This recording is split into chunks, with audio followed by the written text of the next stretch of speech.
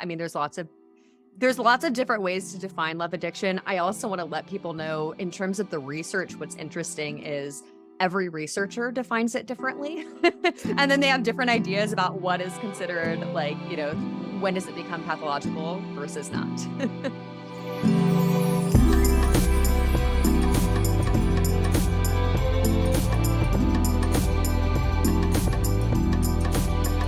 Hi, everyone. Welcome back to Queer Relationships, Queer Joy.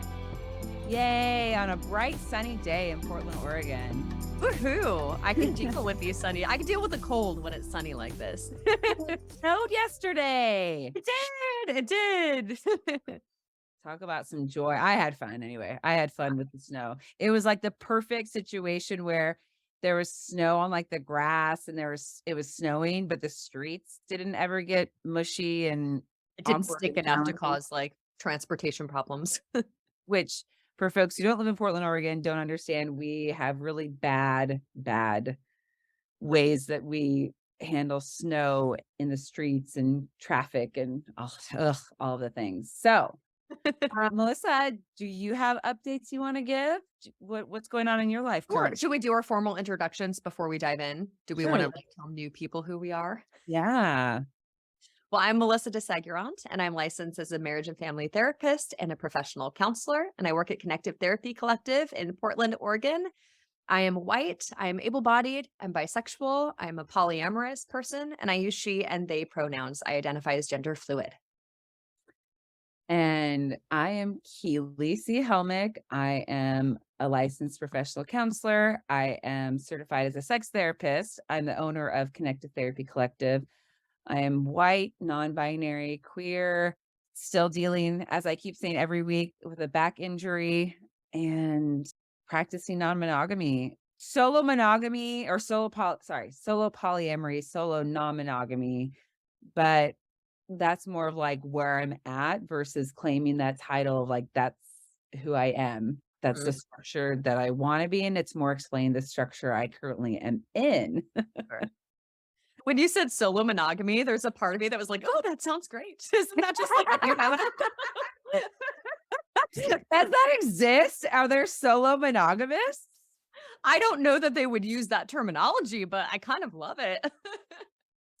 Well, and I think it's interesting, speaking of our topic, and we'll go into updates, but that just made me think about how that term, someone just used it recently on a podcast, the term of serial monogamy, and going into the topic of, and trying to find a different word, but we're talking about love addiction, and it fits very well with my update. But Melissa, do you want to update folks about, what's going on in your life?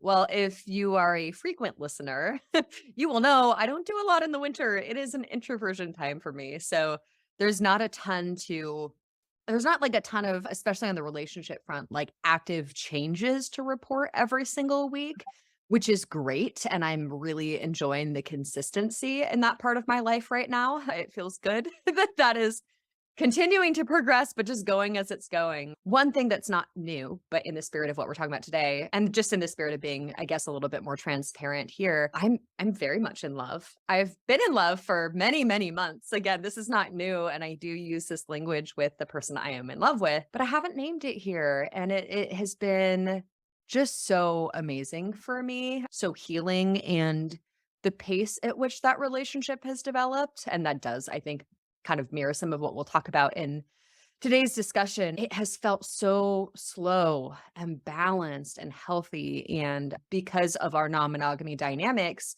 there really hasn't been room for codependency, which is something I may have gravitated towards in the past. So I'm in love and it feels really, really great. And it still feels, I would say, all consuming in a way, but in a positive way where I'm kind of uplifted every day. I can do all the other parts of my life that are unrelated with more energy, not in the all consuming way where I can't think about anything else. I'm losing sleep. I'm not eating. I'm not right. Like, so it's maybe I should say like it's prevalent versus the word consuming is a little problematic, but so, yeah, so that's my update, and, it's felt really good to be vocal with that person. It's also felt good.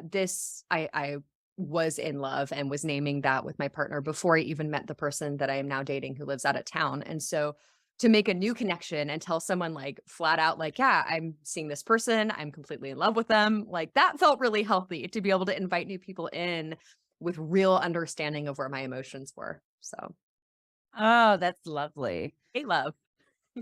Yay, love. Yeah, we're not talking anti-love here. We're just what does love look like?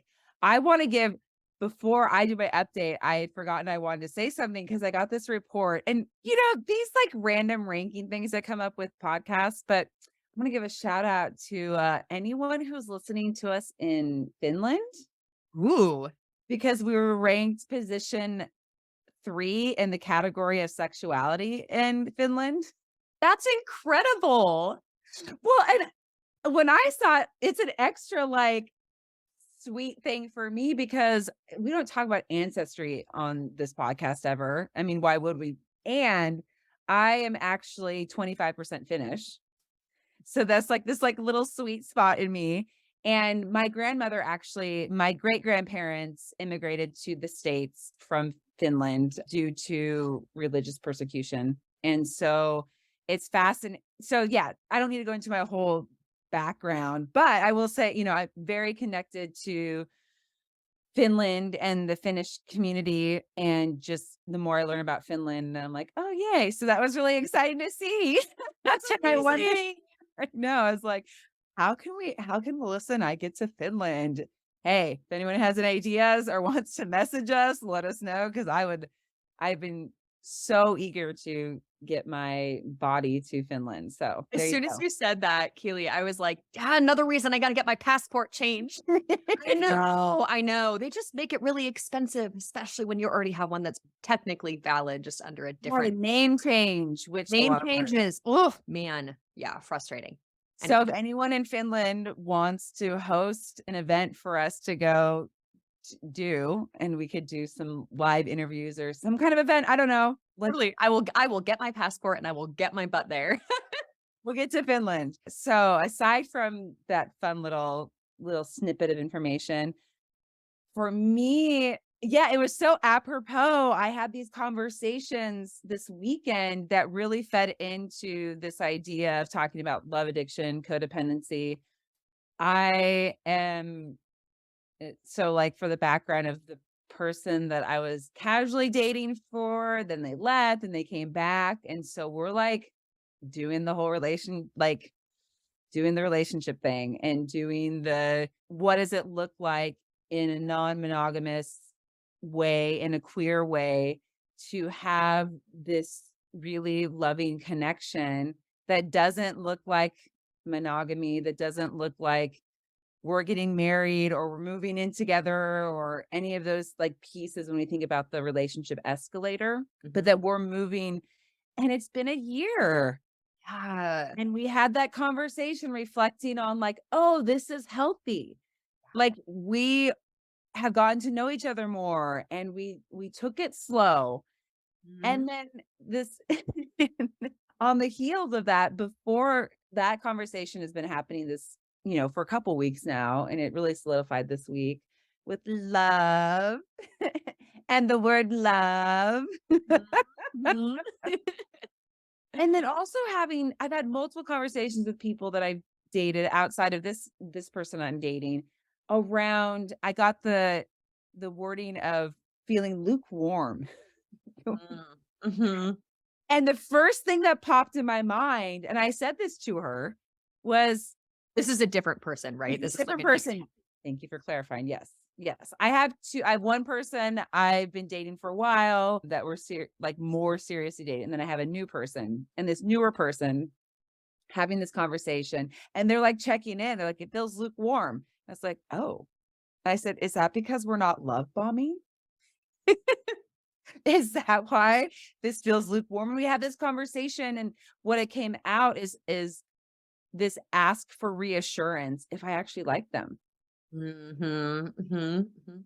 And how that feeds into this conversation today for me is wow, if it's not this like mega intense, if we're not because I feel I'm attracted to her. I really enjoy the time I'm sharing with her, but we are going on like a date once a week, sometimes twice a week, but mainly once a week.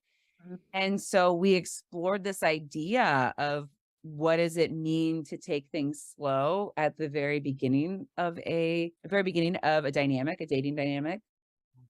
And I will say that her therapist said that I had healthy boundaries, that it seemed like I had healthy, and I'm like, Oh. wow, somebody's this is what healthy is, and starting this conversation around love addiction of like what looks healthy, and it's going to look different for everyone, but I can say I mean, my joke for a while that I literally tell people is, oh, are you going to tell me in 3 weeks that you could imagine yourself marrying me? Because Mm, that's been my experience in the past.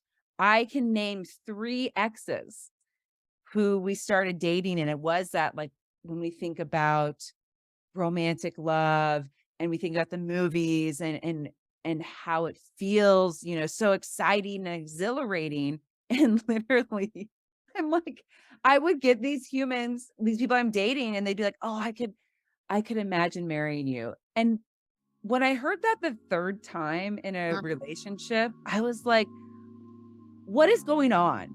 Like, why are you saying this? You don't even know me."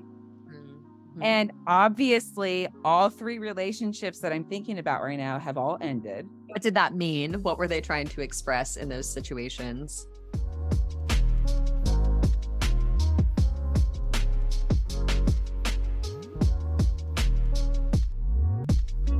Hey, it's Cardinal, your behind the scenes buddy. Need a good relationship check in? We happen to have one for free. What a coincidence. Complete our relationship check in worksheet by yourself or with a partner or partners. The 5 questions will walk you through discussions designed to get to the heart of your relationship. Link is in the episode description. All right, back to the show. I will give an example of love bombing just to have some picture, and I don't know if you have an example from your past, Melissa, but as we talk about love addiction and give some antidotes of real experiences, I had just started dating somebody who lived in a different city, and we were dating non-monogamously. We had only hung out. We'd have, like, phone conversations and known each other since November. This is years ago. Known each other since November, but really had only been talking, had spent only a couple weekends together because of the distance. So I woke up to text one day asking where I am, and they had surprised me by flying to Portland, Wow. hang out with me. Eeh. I had no idea, Yeah. and to be fair, I was at somebody else's house. I was gonna say with non-monogamy, like, what a no-no. Like, scheduling's so important. No surprises. Yes, and I was like, "What is going on?" I mean, of course, my brain, like, freaked out. Like, I could see how this story could be part of a story on numerous rom-coms, Yeah, but totally. in reality, it was like, "What is going on?" Yeah. And we rebounded. I ended up hanging out with them and figuring it out, but it that's the example I always go back to, and there's so many other things, that people do, all the gifts and just the intensity. Incessant text messaging. Yes. You know? All of these pieces. It also feels like as we're starting into this conversation important, and I think a lot of listeners will maybe already know this or have heard conversations about this, but to talk about how it is controversial to use the word addiction when paired with love. There's so much more to say about that, but I just want to kind of name that. And we are using it today to talk about problematic love. Other people have labeled that as like pathological love. So where we'll get into definitions in a minute, but essentially where there is such an impairment to functioning in other areas of your life because of these experiences. Yeah. We'll dig into all of that more. There is research that links the chemical things we go through to addiction. So there actually are similarities in a lot of ways, especially with breakups and withdrawal symptoms. So it's not completely out of this world to use that language. I also want to honor for some people who are struggling with addiction, such as, a drug addiction or alcohol addiction. It can feel really minimizing to their experience for people to use the word addiction with love, with sex. Also, we can get into a place of like over pathologizing, you know, Yeah, treating and those normal feelings and chemical changes. And we're just like so quick to put a label on it, you know?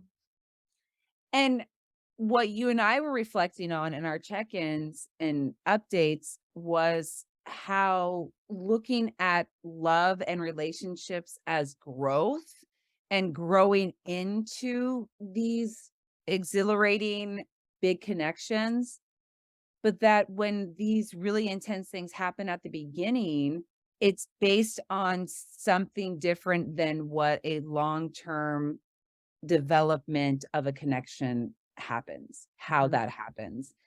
And I mean, research from neurobiology says that when we talk about new relationship energy, that feeling, those intense feelings, our brain is basically like on cocaine. Yeah. Yep. Part of where the addiction piece comes in again, and I want to be cautious even about using the word love and talking more about like lust and the normal drive to want to connect with people and the really positive good feelings of getting to know somebody and being attracted to somebody and they're attracted to you. Right. Yeah. We can't even measure it just by intensity of the experience because thinking about from a developmental perspective, and others have said this is not my own novel idea, but when we go through puberty, for example, as adolescents, I mean, part of the, the dynamic there is our prefrontal cortexes are not yet fully developed. So our complete critical thinking isn't there, but our amygdalas are. So we've got all the range of emotions and all these hormones and chemicals, but like not the ability to rationalize things. So yeah, I mean, I'm not going to sit here and diagnose every teenager with love addiction. Obviously, we can't diagnose that anyway. It's not in the DSM. It's not a diagnosis. Yeah. Let's make that clear. But I wouldn't use that terminology. And similarly, and I know we said this in our prep, Keely, but similarly for people in the queer community, there is this experience often, especially I've noticed for my clients who are coming out a little bit later, maybe into their 30s, 40s, and then beyond, that there's this experience of like going through another puberty because you're unlocking this part of yourself that has been repressed and hidden. I've seen the same with people going into non-monogamy. So those I would categorize as normal responses to novelty and a new experience and engaging in something that maybe was really stigmatized, heavily stigmatized, and then finding pleasure in that, right? That's why I get cautious. I mean, obviously these terms are already out there, so I don't get to control how people use them. But I would caution you as listeners to be careful when you're using the words love addiction. Be careful that you're not applying that to very normal responses. Grief is normal after breakups, for example. That doesn't mean we were love addicted. It might have meant we loved that person and that we're grieving that they're gone.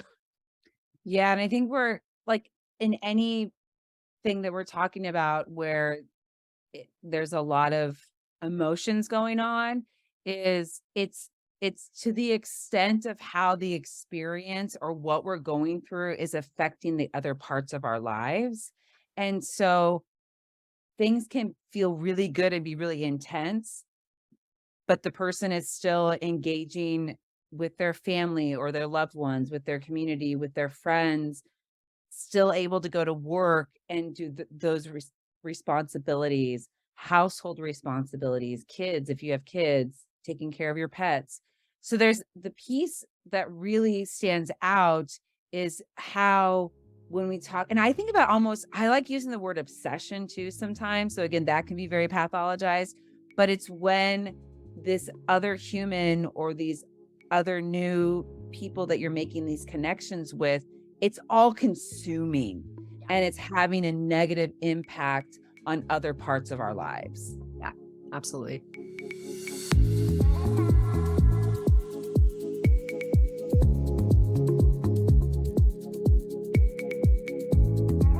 Should we get into some definitions that we have? I mean, there's lots of different ways to define love addiction. I also want to let people know in terms of the research, what's interesting is every researcher defines it differently.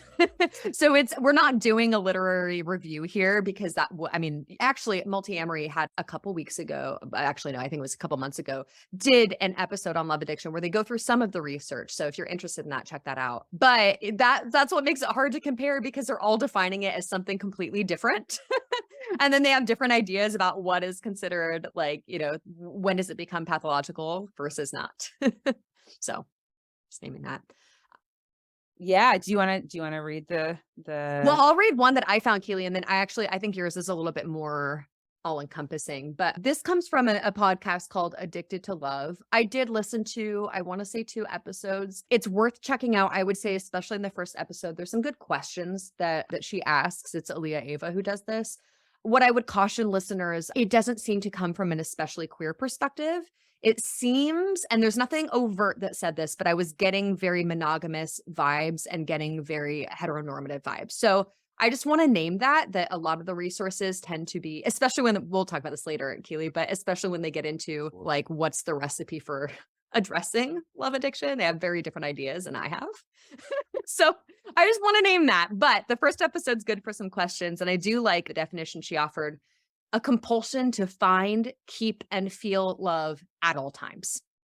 Yes. So that compulsion word, that is similar to that obsession word. It's like, I have to find it at all times. I have to keep it at all times. And that does mirror what we've seen in addiction patterns with like a drug addiction, a substance use, is that there's that idea that somebody is constantly planning and scheming. How do I get more? I need more and more and more. And that's all I'm thinking about all the time. Right. Yeah. Yeah. Well, and the definition goes a little further. What I found in an article that I was reading from Psychology Today was their definition. And again, so I want to be clear in this article, they are using the word love addiction interchangeably sometimes with pathological love.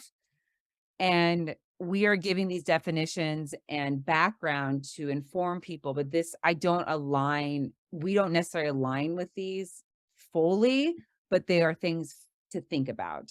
Useful starting points. Yeah. And so they talk about it as love addiction refers to, quote, pattern of behavior characterized by maladaptive, pervasive, and excessive interest towards one or more, thank you for the shout out for one or more romantic partners, resulting in lack of control, the renounce of other interests and behavior, and other negative consequences.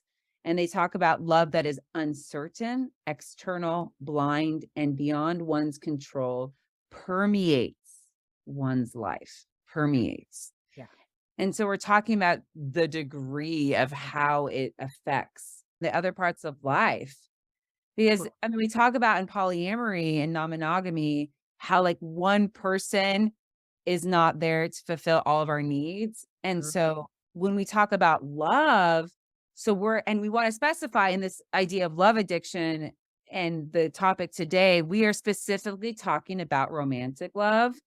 And sex also plays obviously a piece in this. And we can differentiate that this can happen even if sex isn't involved, but we're specifically talking about romantic love and how that, while we recognize as when we're in a more healthy realm as a human, that we are getting our needs met and having connection in all sorts of ways. And it's not just focused on romantic partners.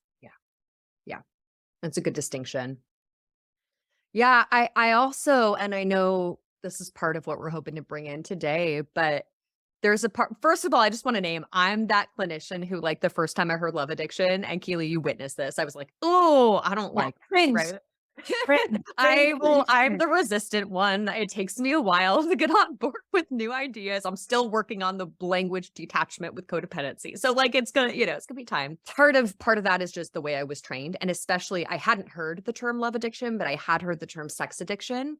And that has been something that has been trained out of me as a term. Although I also want to name, it's really useful for some people to think of it in that framework. And I have worked with clients who've been through like sex addiction recovery programs that were very helpful for them. So I don't get to, I don't get to put my language on everyone else. Let's put it that way. But yeah, I think part of that in addition to the resistance to just the term love addiction that I initially had, where my mind goes is I want to know what's underneath it. I don't care what you call Yeah. it. I want to go like what's the trauma, right? Like not just what because what these diagnoses are, especially the ones in the DSM, they're a list of terms we've created by behaviors we can observe, right? I have the belief, not all of them are, but many of the different diagnoses are all trauma responses. They're responses to trauma, and it Yes. manifests in different ways. For some it's granted, that's not the only thing. There are genetics and things like that to come into play. So this is a much broader conversation.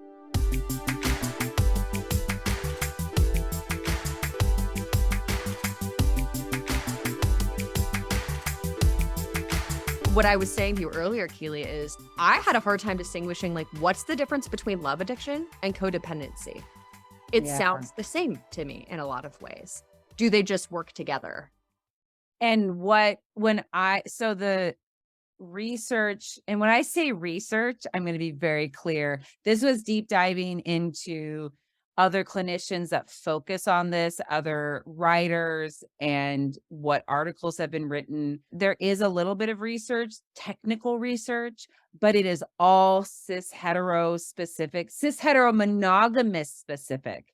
And so we can mention research, but there is not good research. I don't know if there's even any research, but there is not enough research or discussion specifically with queer and non-monogamous folks.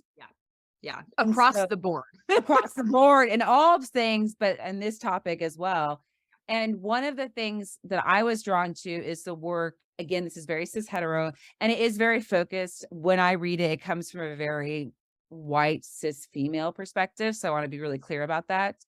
And Pia Melody talks about this attachment wound and the way that these maladaptive connections with others in a romantic way really comes from this idea of the mother wound. And so she talks a lot about how people will look towards their romantic partners to provide the type of love that was not given from our parental figures. Yeah. And so if we specifically think about the queer community and what high percentage of folks who do not have a healthy connection or any connection sometimes with their bio family and with their primary caretakers from youth, and how, in earlier episodes, we've talked about this idea, the basic need to be seen and heard as a human. And when that doesn't happen, and there wasn't that connection, there wasn't that support, that nurturing, that love. So she comes through it talking about how we're searching for that. And so within these attachment wounds, then individuals have maladaptive ways of connecting and bonding in romantic partnerships. Yeah. Yeah. I love that. I mean, that feels so right on. And again, it's a way to address what is causing this behavior rather than focusing solely on the behavior, because then we can start talking about, treatment and what it looks like to heal. Yeah. I mean, and there was a part of me early when we were talking about this topic and starting to plan, I was like, do we just call it an attachment addiction? But in that case, like, aren't we all programmed to be connected to others? So once again, isn't that over pathologizing? But the Yeah. pervasive piece, as we've discussed before, when you're not able to invest in any other parts of your life, another kind of distinguishing factor that I've heard a lot of people talking about, if you're trying to suss out, like, is this okay love? Is this just normal NRE? Is this, what is this love addiction? What is this? Is the idea like, can you picture yourself? Like, do you have a connection? We talk about relationship with self all the time. Do you have a connection to who you are outside of your relationships? And that's actually a question I had in a Post-it note for about a year after I got divorced, was just, who am I when it's just me? Yeah. Because if there is no identity and sense of self, then we're more likely to be consumed and over-identify with all these, romantic relationships, sexual relationships in a way that might actually be unhealthy because we don't have a home base. We talk about secure attachment. Think about secure attachment to ourselves, our relationship with self. Are we a secure base for ourselves? Yeah. Yeah. And I think when you're saying this, another piece that comes up is like talking about characteristics of these types of dynamics is when you're looking at if you have a relationship with yourself, another characteristic is maintaining the relationship in spite of anything else. And so there's this deep yearning to keep the relationship no matter what. Yeah. Yeah. And that's where the negative pieces come in. And the fear, we can bring in when we're talking about attachment. And so that anxious attachment, they often categorize anxious attachment around these pieces. And the idea that if the deepest fear is the disconnect from a romantic partner, the fear of the romantic partner leaving. And so maintaining that relationship in spite of any negativity or all the negativity. And again, bringing it back into a queer dynamic, you mentioned adolescence, we mentioned like we talk a lot about in the queer community, this idea of scarcity. And Mhm. so when you do connect with a romantic partner and you have this relationship developing and it feels so good, and then as these other pieces start showing up, it can be extra challenging. It can feel extra hard, if that's a good term, to lose that connection. Yeah, absolutely. Yeah. But feeling like I've heard it described as feeling like when the partner is not around, it can, or if they get a breakup, it feels like the person's dying. Yeah. Yeah. And again, that is where, there is some research about what happens in our brains and our nervous systems when we go through a breakup. We can experience withdrawal symptoms. That is real. And I think what we're suggesting is it's even more pronounced when there's this sort of love addiction feeling to the relationship in the first place. The other thing, it can look like staying in relationships maybe longer than we ought to, or that serve us.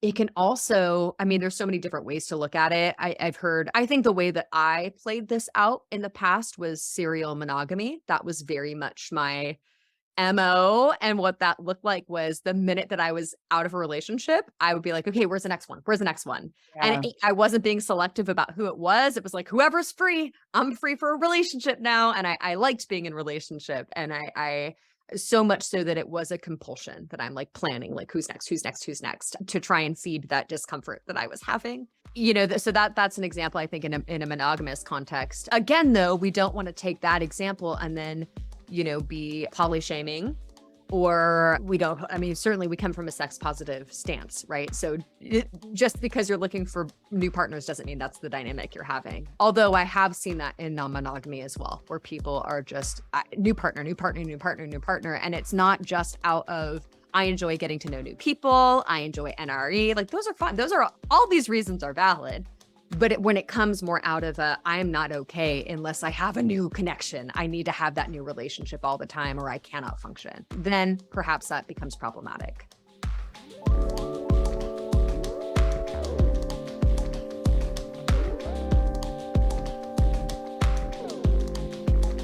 That what you just said, Melissa, that like feeling okay. Yeah.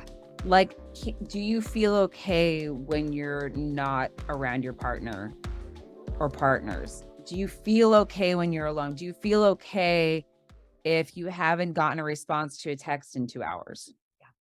Yeah. Yeah. Pay attention to the discomfort.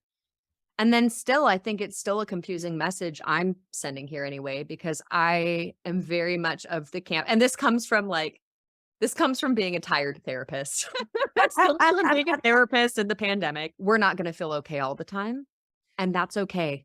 I don't want to use should, because that's a cognitive distortion, but it is natural to feel sad. It is natural to feel angry. It is natural to feel grief, all those things. Just because we are sad or uncomfortable does not mean we are love addicted.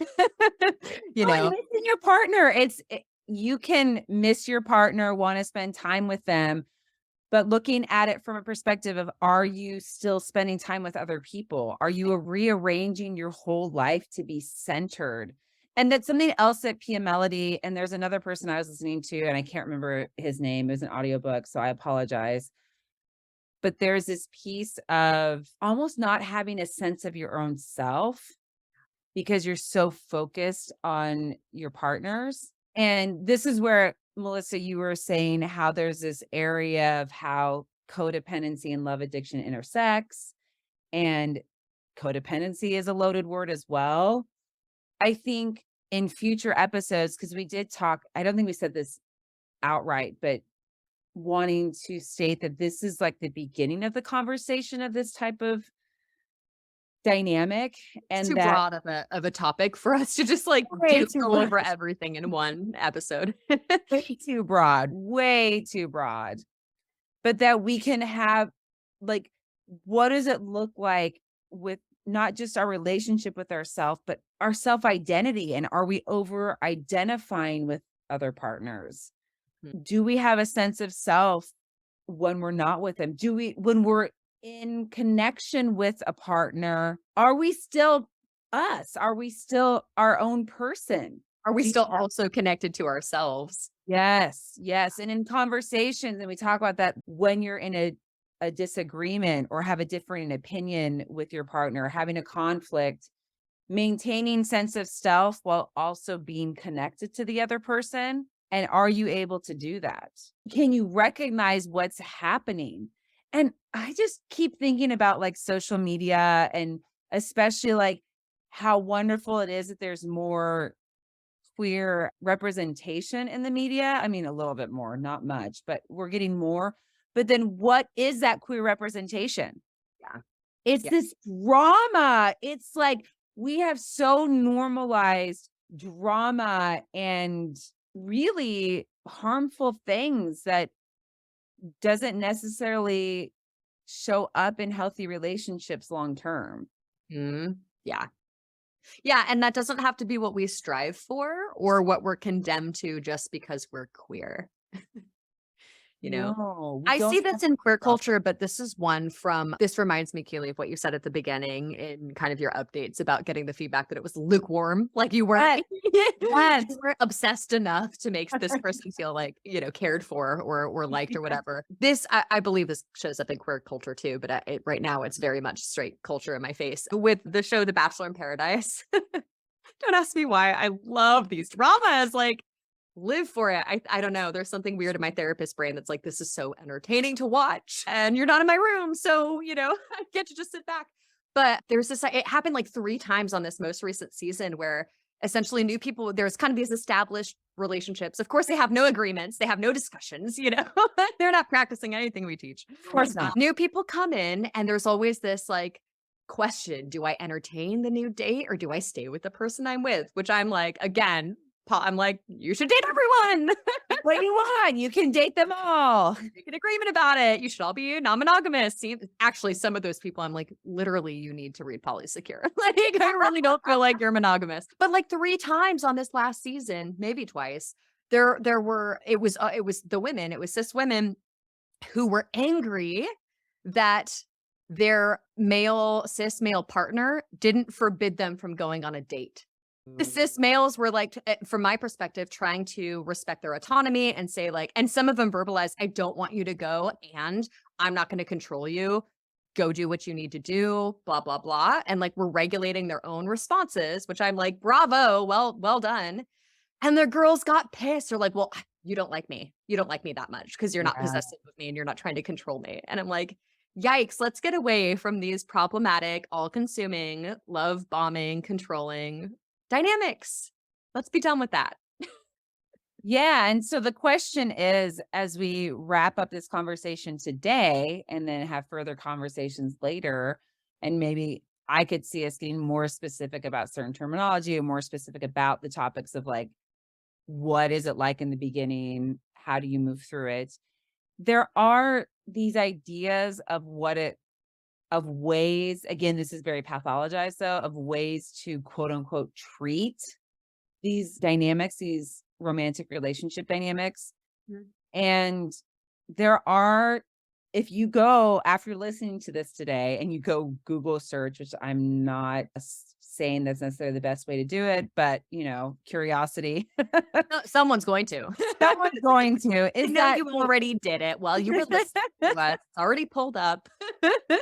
they're connecting it or saying using like CBT, cognitive behavioral therapy.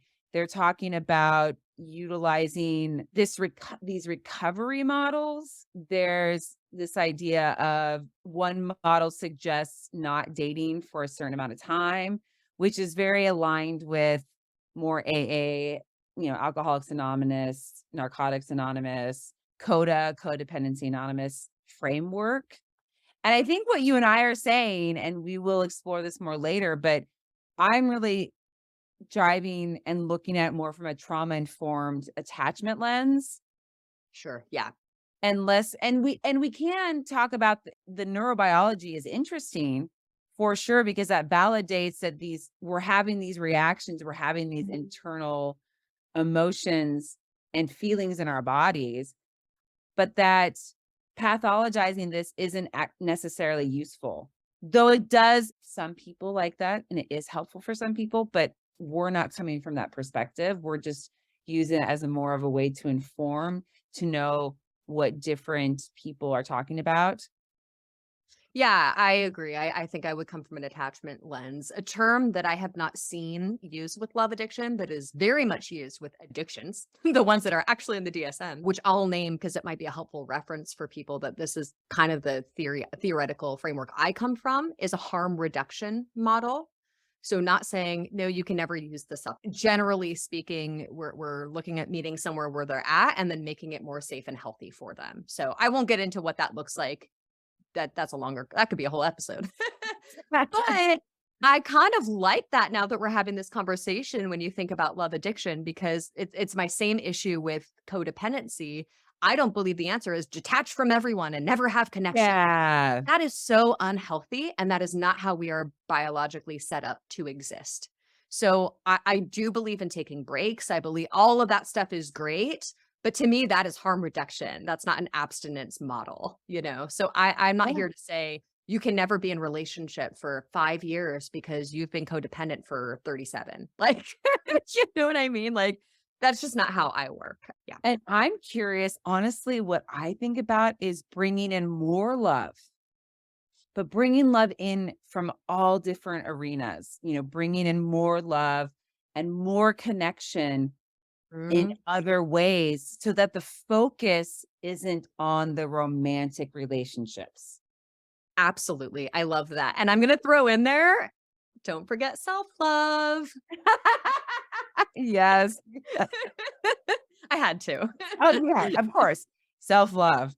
So on that note, we will continue this conversation and want to just reflect that this is something, uh, and also from a model, there's not like recovery from it. It's more about integration and how to have looking for more healthy relationships and connections, because that's where this podcast started from. This is what we continue, is like what's working well.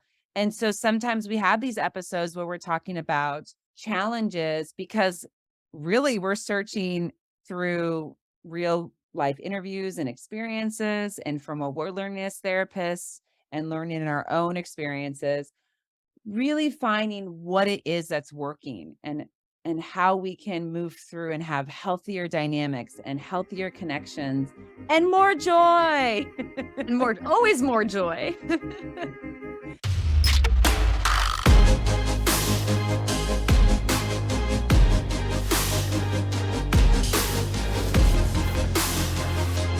So, Melissa, do you want to start with your queer joy of the week, or should I? I will start because I am imagining yours might be more exciting than mine. I've got an exciting note. Yeah. I mean, it's the same. I've been so cozy and quiet. You kind of named it earlier, actually, Keely. I think the snow was really my queer joy. Yeah. Yeah. But I mean, again, this is like a week ago now, if you're listening to this episode, but we had a snow day and it just was so pretty outside all day that I mean, I stayed in my PJs, but I so enjoyed it. And I had already gotten a Christmas tree. It's not decorated yet. That's happening later today. But yeah, I just had like my tree up and my garland and had a really wonderful quiet day. And I took so many videos of snow out my window that it's ridiculous. Like I need to delete them all from my phone now because that I have no need for them. I just was so mesmerized. But I also did not grow up in a place where it snowed. So it's still really, really magical for me. Even when it doesn't stick, it's actually that's maybe preferable. Like then it falls and then causes no issues afterwards. Yeah, I really loved it. It made it feel magical. Oh, well, there's so many different queer joys for me this week. I will say I had a really awesome experience. I went and saw the Portland Lesbian Choir perform. Cool. That was really fun. It's a different experience. The person I went with, the person I was referencing, the longer term dating person, I need to come up with names for these people because I feel like I'm saying people, people, people. So we need to come up with like names, and I will do that next week. The two people, the longer term person that I've been with, and then the new dating person. I just need to come up with names for these humans, and then I need to write it down so I don't forget. Yeah, yeah. Because I think if I start using names, I don't want to accidentally, of course we can edit it, but I don't want to accidentally use someone's real name. Right. Yeah. Oh, anyway, the person I went on a date, brought them to the lesbian choir concert. It was so much fun to see this other area because I so often go out and in the queer community is like dancing events or these pop-up shops, or I go to like some of the queer bars. And so that was a much different experience of seeing really it seemed like an older demographic, just a different demographic. And I get to be singing with them soon. So it was really fun to see them perform. Amazing. Lovely. And then afterwards, we ended up going to a bar nearby and there's karaoke. Ran into the person I'm dating, ran into their friends. And so we're doing karaoke. And then some of the people from the lesbian choir showed up. And so there's this like dance karaoke situation going on. And I danced a little bit and probably shouldn't have because damn it, I was feeling it on Sunday. I'm like, woo! that like tiny bit of movement. My back's like, what the hell are you doing? Spend Sunday recovering. But it was just such a joyful, like two really joyful experiences within the queer community. And I do want to preface for those that don't know, quick disclaimer that it is titled Portland Lesbian Choir. It is not just cis women who identify as lesbian. Because before I joined, I made sure, obviously, I'm like, I'm not a cis lesbian, I'm not a cis woman. So that they are very inclusive, but still use the term Portland Lesbian Choir because that's been around for 37 years. I'm curious when they'll finally change their name. But I just want that disclaimer that I would not join a group that was not inclusive of all like non-binary folks and trans folks and our whole community. It's not just cis lesbians. So wanted to clarify that terminology because I thought about it a lot and people asked me. So yeah, just fun gatherings of singing and dancing. I think that's always the theme though. And I get excited to tell you, Melissa, because I'm like, it's singing and it's dancing. I love it. And like I said last time, like I'm living through you. Like, it's such amazing queer community that you're constantly immersing yourself into. I'm living vicariously through you. I so respect that. It's so lovely. So on that note, thank you everyone for listening. Please, please, please. This is such a fascinating topic and a challenging one, not just for people, obviously people that are experiencing this, but I think for Melissa and I, when we talk about it, it's challenging as well. It's challenging for me to talk about it, but I think it's so important to name and explore. And so please, please, please email us, message us, questions, thoughts, call us in if we said something that maybe was not the greatest way to phrase something. Totally. This is like, it's a controversial topic and I would really I welcome feedback on any of our episodes, but especially this one. And it's really relevant. People are talking about this a lot right now. So what have you heard about it? What would you like to hear us dive into deeper? Who would like to come on and talk to us about it more, who maybe specializes in this? Absolutely. So you know how to reach us. Join us on Facebook or Instagram or email us at connectivetherapycollective.com. Otherwise, I hope you all have a queer and joyful week.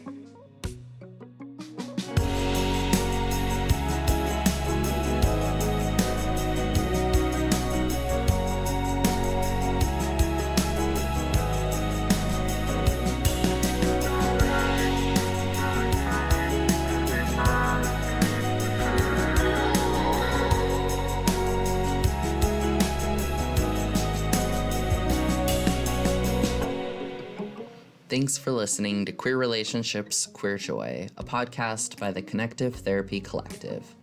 Hosted by Keely C. Helmick and Melissa DeSegurant, with audio edited by Leigh Supapo Bernito. I'm your producer and behind-the-scenes buddy, Cardinal Marking. Intro music is by Bad Snacks. If this episode made you smile or think, tell us about it. If you hated it, tell us about that. Review us on iTunes or Spotify, or send us an email at media@connectivetherapycollective.com. Follow our Instagram at queer_relationships_queer_joy and find more resources on our website, www.connectivetherapycollective.com/queer-relationships-queer-joy. It's a lot of links. Just check the episode description. All right. Love you. Bye.